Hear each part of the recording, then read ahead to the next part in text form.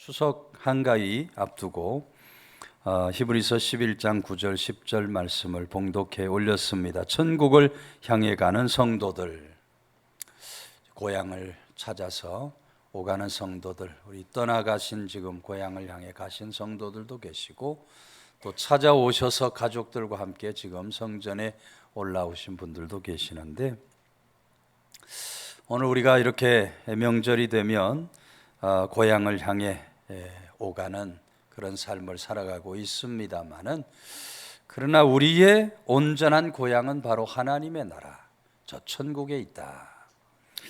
천국을 향해 가는 성도들로서 우리가 어떤 마음가짐과 자세를 가지고 살아야 할까? 오늘 아브라함의 이야기를 함께 봉독해 올렸는데, 같이 읽은 10절 말씀 보면, 이는 그가 하나님이 계획하시고 지으실 터가 있는 성을 바랐음이라 하고 기록을 하고 있습니다. 여기 성이라고 하는 말이 나오는데요, 이 성은 헬라어 원어로 보면 폴린이라고 되어 있는데, 문자적인 뜻은 도시나 성읍을 가리키는 말입니다. 그러니까 이 본문에 아브라함이 바랐던 성은 가나안 땅에 있는, 하나님이 주신 가나안 땅에 있는 어떤 도시를 뜻하는 것이 아니라 잠시 머물다 사라질 세상의 도시가 아니었다는 것입니다. 아브라함이 바랐던 성은 어떤 성이냐? 하나님께서 계획하시고 마련해 주신 저 천국, 그것이 바로 자신의 영원한 처소임을 깨닫고 그것을 바라며 살았다, 이렇게 기록을 하고 있는 것을 보게 됩니다. 우리 잘 아는 대로 아브라함은 평생 장막에 거하면서 나그네 삶을 살았던 사람입니다. 아브라함은 안정된 거처나 견고한 성읍에서 살아보지를 못했어요. 그러나 그럼에도 불구하고 눈에 보이는 현실에 매이지 않고 미래를 바라보면서, 하나님의 약속을 바라보면서, 그 도성을 바라보면서 믿음으로 살아갑니다.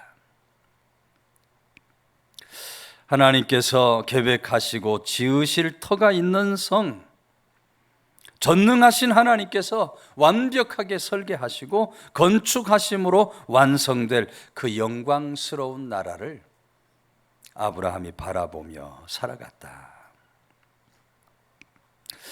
여러분, 오늘 우리들도 이 세상을 살아가는 동안 아브라함과 같이 우리 인생도 나그네 인생길을 가고 있다 하는 사실을 우리가 한순간도 잊지 말아야 합니다. 오늘 우리들의 본향은 하나님께서 계획하시고 그리고 지어 놓으신 성, 하나님의 나라다. 우리가 결국 가야 할 본향은 하나님의 나라, 저 천국에 있다고 하는 사실을 성도는 분명히 깨닫고 기억하며 이 세상을 지나갈 수 있어야 하는 겁니다. 1980년 3월 프랑스 파리의 브루셀이라는 병원에 한 세기를 떠들썩하게 했던 아주 존경받는 지성인이 폐소종으로 병원에 입원을 하게 됩니다. 한 달 동안 죽음에 대한 불안과 공포 때문에 자기 병명조차도 의사에게 물어보지를 못했다 그래요. 내가 지금 무슨 병입니까? 물어보지도 못했다. 정말 말할 수 없는 육신의 고통을 당하며 소리치며 날마다 괴로워했다 그래요. 죽음의 문제를 철학적으로 아주 예리하게 파헤쳤던 20세기 최고의 실존주의자 철학가인 사르트르입니다. 사르트르는 입원한 지 한 달 만에 말할 수 없는 육신의 고통과 죽음에 대한 공포에 시달리다가 세상을 떠나게 돼요. 그가 세상을 떠나고 난 후 사르트르는 왜 그렇게 죽어야 했을까? 죽음으로부터의 자유를 그렇게 외쳤던 사르트르의 말로가 어떻게 그렇게 비참할 수밖에 없었는가? 모든 언론들이 그런 문제를 보도하게 되는 거예요. 그때 어떤 독자가 신문사에 이런 기사를 투구합니다. 사르트르의 말로가 그렇게도 비참할 수밖에 없었던 이유는 그가 돌아갈 고향이 없었기 때문입니다. 여러분, 20세기 최고의 실존주의 철학자로 자부했던 사르트르였지만 죽어서 돌아갈 고향이 없었다 이 말이에요. 그래서 죽음에 대한 불안과 공포로 인해서 잠도 제대로 자지 못하고 마지막에는 죽지 않으려고 막 발버둥을 치다가 그렇게 참담하게 죽음을 맞게 되었다는 거예요. 여러분, 돌아갈 곳이 없는 사람은 참으로 불쌍한 사람이 되고 맙니다. 이제 내일이면 추석 한가위 명절을 맞게 됩니다만 명절이 되어서 돌아갈 육신의 고향이 없는 사람, 여러분 얼마나 참 안타깝고 마음 아픕니까? 돌아갈 고향이 없는 사람은 불쌍한 사람. 저희 아버님 명절만 되면 저 북녘 땅 바라보면서 돌아가고 싶어도 갈 수 없는 고향 땅 그리며 눈물을 떨구던 그런 기억을 지금도 기억하고 있어요. 명절이 되었는데 돌아갈 고향이 없다. 불쌍한 사람이 되고 마는 거예요. 그러나 여러분, 그것보다도 더 불쌍한 사람은 이 세상을 떠났을 때에 돌아갈 영혼의 고향이 없는 사람. 세상 떠나는데 돌아갈 영혼의 고향이 없는 사람이야말로 참으로 불쌍한 사람이 아닐 수 없어요. 오늘 우리들은 예수 그리스도를 믿음으로 말미암아 구원을 받고 돌아갈 저 천국 고향을 하나님의 선물로 받은 존재들인 줄로 믿으시기를 바랍니다. 우리들이 돌아갈 본향은 바로 하나님의 나라 저 천국이라고 하는 사실을 성도는 한순간도 잊어버리지 말아야 돼요. 우리 교회 노 권사님 중에 제가 대신방 가면 찬송 몇 장 불러드릴까요? 301장 불러달라는 권사님이 계십니다. 노 권사님 중에 해마다 가면 301장을 불러달라 그래요. 301장 찬송을 왜 그렇게 좋아합니까? 301장은 우리 잘 아는 대로 지금까지 지내온 것 주의 크신 은혜라는 찬송가 가사인데 왜 그 찬송 그렇게 좋아합니까? 하고 여쭤보니까 목사님, 이 찬송 부르면 이제 곧 천국으로 가게 될 것 같은 생각이 듭니다 하고 말씀을 하시죠. 여러분, 오늘 우리들을 그리스도인들은 이중 국적자들입니다. 이 세상 대한민국 주민등록증 여러분 다 갖고 계시는데 대한민국 주민등록증도 있고 하늘에도 우리 주민등록증을 가지고 있는 이중 국적자들이에요. 빌립보서 3장 20절 이하에서 그러나 우리의 시민권은 하늘에 있는지라 거기로부터 구원하는 자 곧 주 예수 그리스도를 기다리노니 그는 만물을 자기에게 복종하게 하실 수 있는 자의 역사로 우리의 낮은 몸을 자기 영광의 몸의 형체와 같이 변하게 하시리라.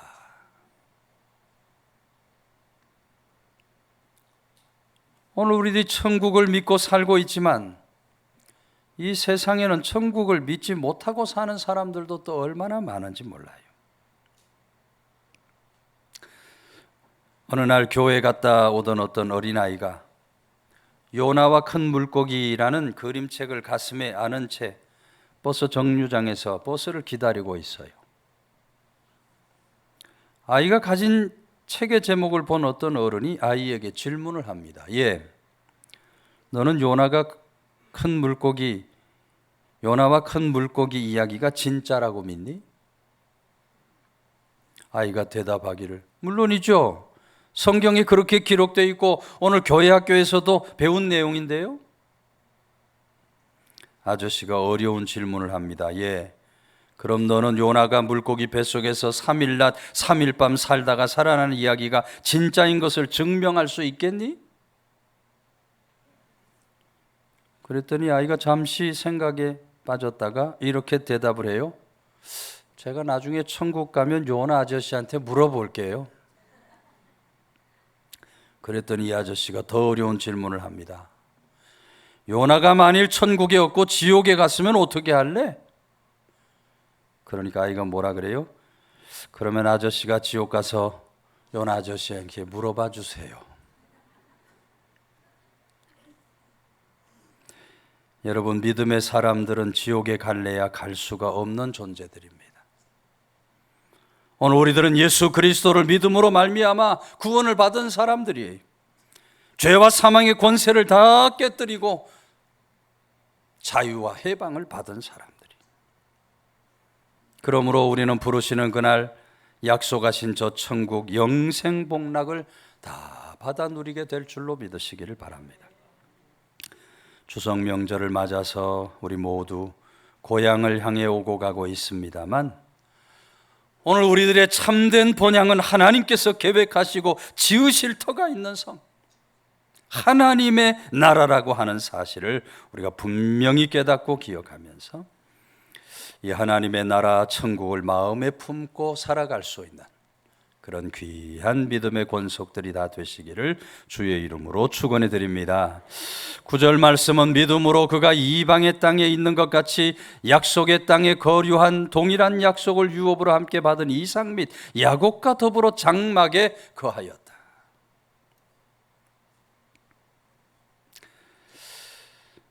여러분, 하나님께서는 아브라함에게 가나안 땅을 기업으로 내어 주셨습니다. 그런데 아브라함은 기업으로 받은 이 가나안 땅에서 어떻게 살아가는가? 뭐 기초를 깊이 파고 큰 집을 짓고 그렇게 의리의리하게 산 것이 아니고, 오늘 말씀은 장막에서 살았다.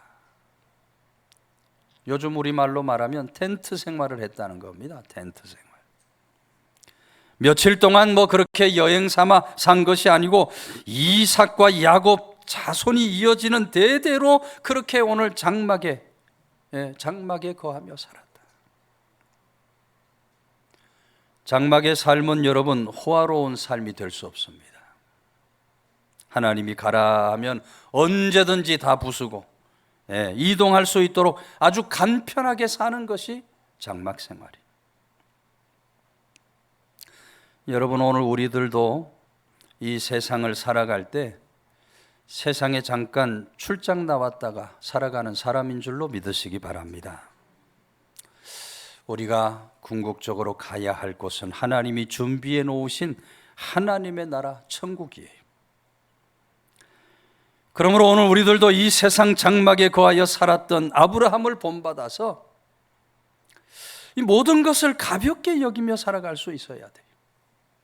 우리들의 가진 것을 가볍게 여기면서 살아갈 수 있어야 하는 겁니다. 아브라함 장막에 거하면서 사는 것이 아주 몸에 배었어요. 몸에 배워서 창세기 13장 말씀을 보면 아브라함과 조카 롯이 그 목동들이 다툼이 일어나잖아요. 아브라함이 이래서 안 되겠다. 조카를 불러다가 너 땅을 하나 선택해라. 네가 좌하면 나는 우할 것이고 네가 우하면 나는 좌할 것이야. 땅을 먼저 선택하라 그래요. 롯이 이렇게 보니까 아주 화려한 도시가 눈앞에 보이는 겁니다. 바로 소돔과 고모라예요. 나 저곳으로 가겠습니다 하니까 아브라함은 반대로 더 척박한 땅으로 갈 수밖에 없었어요. 여러분, 아브라함과 롯이 그런 어려움이 있을 때 아브라함이 조카가 먼저 선택하도록 하면서 자신을 가볍게 하는 거예요. 가볍게. 아브라함이 이 세상 살면서 자기가 가지고 있는 것을 다 내어놓는 삶을 살아갑니다. 자기 고향, 본토, 친척을 떠나갔다 말씀이 기록을 하고 있어요. 롯과 헤어질 때도 먼저 그에게 선택권을 주면서 양보하고 배려하는 그런 삶을 살아갔다. 가진 것을 언제나 가볍게 생각하며 살았던 아브라함의 모습을 보게 되는 겁니다. 여러분, 오늘 우리들도 그와 같이 가진 것을 가볍게 여기고 서로 양보하고 배려하고 섬겨가며 살아가는 성도들이 다 되어야 할 줄로 믿으시길 바랍니다. 마틴이라는 가난한 학생이 있었어요. 조그마한 도시에 있는 작은 대학에 입학 허가서를 받습니다. 그리고는 학비 마련을 위해서 일자리를 찾는데 동네에서 가까운 곳에 있는 온실재배 농장 현장 감독이 이 마틴 청년의 사정을 듣고 그곳에 일자리를 마련해 줍니다. 농장에서 일하는 인부들 점심시간 되면 농장 한편에 있는 커다란 나무 밑에 앉아서 점심을 나누어 먹는데 마틴은 가진 것이 없으니까 먹을 도시락을 쌀 수가 없어요. 그래서 거기에서 조금 떨어진 다른 나무 그늘 밑에 가서 시간을 홀로 보내야 하는 겁니다.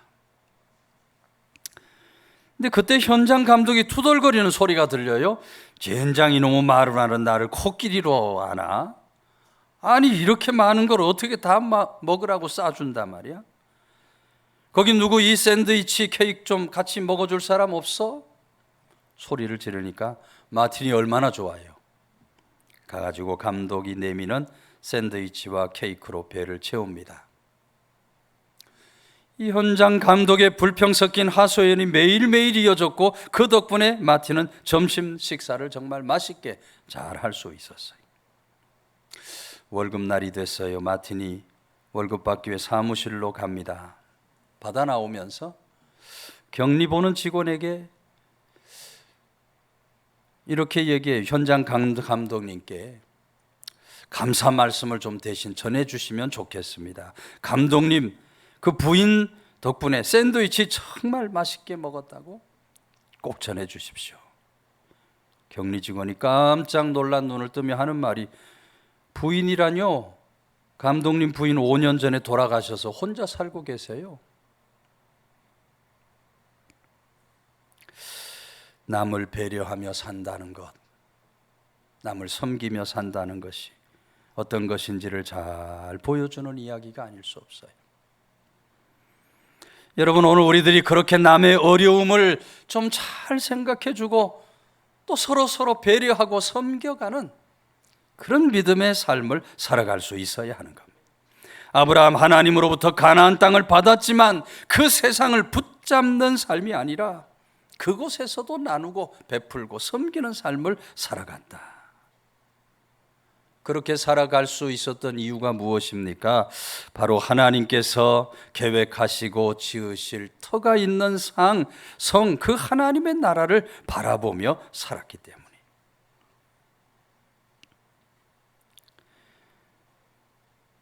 여러분, 운동선수는 몸을 가볍게 만듭니다. 어떤 운동, 어떤 경기든지 몸을 가볍게 만들어야 경기에서 좋은 성적, 승리를 거둘 수 있어요. 오늘 우리가 이 세상을 이렇게 힘들게 사는 이유가 뭐예요? 이 세상 것들로 가득 채우려고 하니까, 움켜쥐려고 하니까, 그러니까 세상 살기가 힘이 든 것입니다.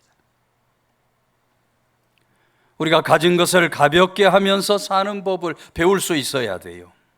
언제나 내게 주신 은혜를 족한 줄로 여기고 감사합니다, 족한 줄로 여기고 감사하는 삶을 살아갈 수 있어야 돼요. 내게 있는 것을 내 것이라고 자꾸 이야기하지 말고 하나님이 주신 것으로 우리가 바르게 이해하고 베풀고 섬기고 나누면서 살아가는 그런 믿음의 사람들이 반드시 될 수 있어야 한다. 옛날에 전쟁으로 모든 것 잃어버린 3명의 병사가 있었다 그러죠. 허기와 갈증으로 어느 마을에 도착을 했어요. 그런데 마을 사람들이 낯선 병사들을 경계하는 겁니다. 자신들도 가난한 형편이어서 음식을 누구에게 나누어 줄 형편이 안 되는 거예요. 그때 이 병사들이 마을 사람에게 큰 솥을 빌려달라고 부탁을 해요. 그 솥에다가 물을 가득 붓고 모닥불을 피웁니다. 주머니에서 반질반질한 돌멩이 3개를 꺼내서 솥 안에 넣는 거예요. 그리고는 지금부터 이 돌멩이로 맛있는 수프를 끓일 생각입니다 하니까 동네 사람들이 눈이 동그래지죠. 돌멩이로 수프를 끓인다고? 호기심이 가득한 모습으로 동네 사람들이 그 주변에 모여듭니다. 수프가 보글보글 끓기 시작하니까 병사 중에 하나가 하는 말이, 돌멩이 수프는 너무너무 맛있지만 여기 양파가 조금 들어가면 더 맛있을 텐데. 그러니까 어떤 할머니가 집에서 가져온 양파를 솥에다가 넣어줘요. 자, 옆에 있던 병사가, 맞아요, 여기 당근도 조금 들어가면 더 깊은 맛이 날 텐데. 옆에 있던 사람들이 당근을 가져왔고, 이어서 감자를 가져왔고, 소금과 후추, 집에 있는 재료들을 하나 둘씩 가져옵니다. 처음에는 작은 것들이 모였지만 그 솥은 온갖 신선한 재료들로 가득 차게 돼요. 얼마 후에 솥에서 향긋한 냄새가 진동합니다. 마을 사람들 가져온 재료들 한데 어우러져서 만들어진 따뜻하고 맛있는 수프를 모두 다 함께 나누어 먹게 되는 거예요. 정말 그날 밤 즐거운 잔치자리와 같이 그렇게 웃음소리가 흘러나오고 행복한 저녁을 보낼 수 있었다는 겁니다. 여러분, 돌멩이로 수프를 끓일 수 있습니까? 없습니까? 세상에 돌멩이로 어떻게 수프를 끓일 것입니까? 말도 안 되는 얘기입니다. 나누고자 하는 마음이 모여서 맛있는 수프가 만들어진 줄로 믿으시기를 바랍니다. 자꾸 보잘것없는 시작이라도 모두가 조금씩 나누고자 할 때 크고 따뜻한 기쁨을 만들어낼 수 있게 되는 거예요.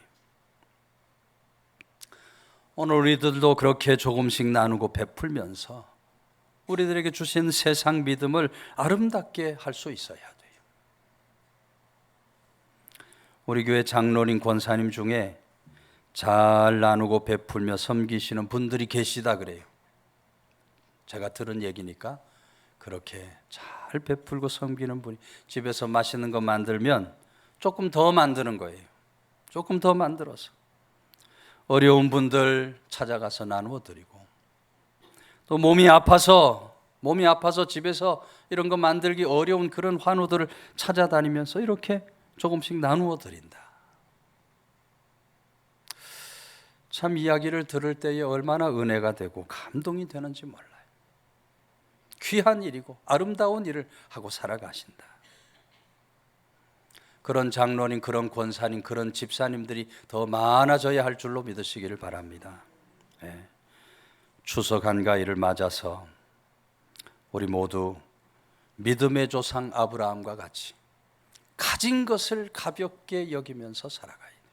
가진 것을 가볍게 여길 줄 아는 사람, 그래서 남을 배려하고 나누고 베풀고 섬기면서 풍성한 한가위를 맞이할 수 있는 성도들 다 되시기를 주의 이름으로 축원해 드립니다.